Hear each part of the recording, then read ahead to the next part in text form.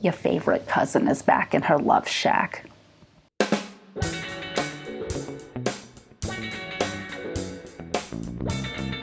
Hiya, Hans.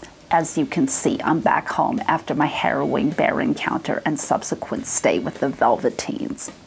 I wish I could say my ordeal is over, but my ex-hubby Reginald, who brought the bear to my house in the first place, is trying to weasel out of paying by saying that the bear attacked because I traumatized it. That's ridiculous, of course, because I am the least traumatizing person I know, but now I have to fight for what I'm owed.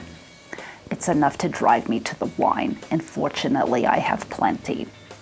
Today I added an ounce of Applejack and a few dashes of orange bitters to my wine because it's fall. It's really good. There is good news though. My attorney, whose name is Martin, is really good looking, and I think he has a crush on me. Maybe something positive will come out of this whole thing. My fourth hubby was an attorney, and we'd probably still be together if he hadn't hit that tree while we were skiing.